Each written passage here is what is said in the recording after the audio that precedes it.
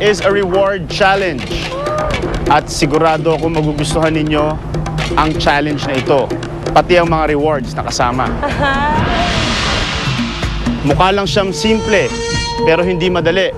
Kaya naman, sa pagkakataong ito, nagtawag kami ng reinforcements o rest back na maaaring tumulong sa inyo.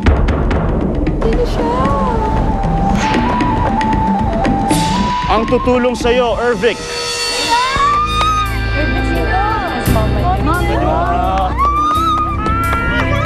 Wait, sino pinadala nila dito? Diyos ko, Day! Oh my God! Yung feeling mo na, mami, parang yung grade school ka na makikita mo sa gate yung mami mo na susunduin ka. Parang nag-isip bata na ako na, oh, mami ko, tama ko na mabilis. Tapos hinag ko. Tapos biglang naluha na naman ako.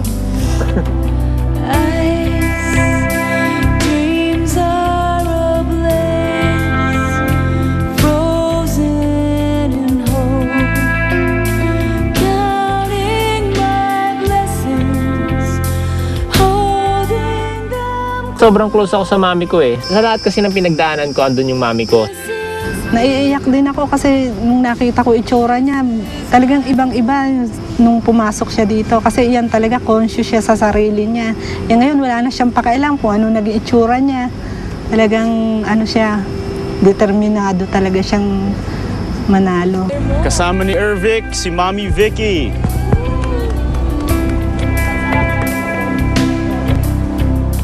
Ang re-rest back kay Nanay Elma.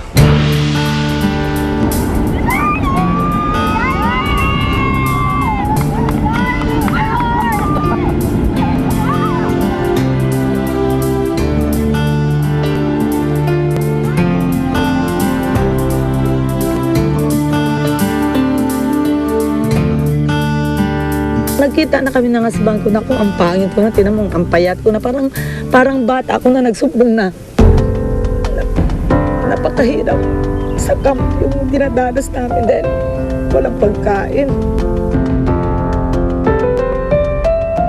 Sabi ko, pumasok ako sa top 10. Sabi niya, thank you.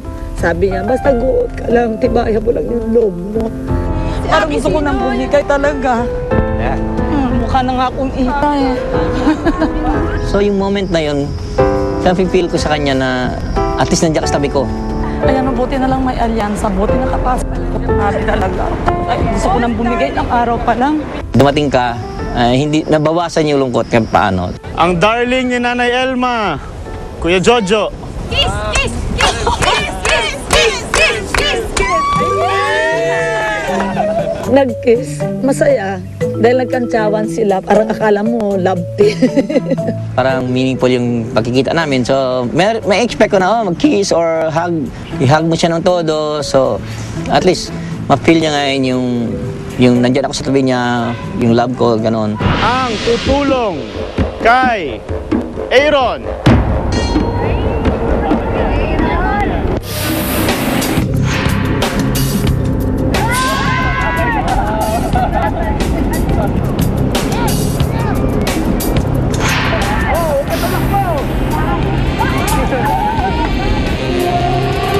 Kasi kami ng tatay ko, para lang kami magkabarkada talaga nun eh. Para kaming, hindi kami ganun ka-close sa dati kahit hindi pa ako artista.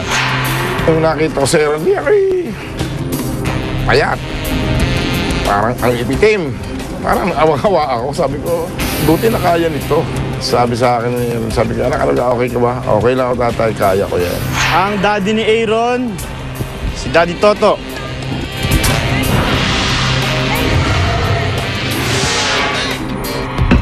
Susunod sa Survivor Philippines, ang re-rest back kay Michelle. Wag na nga.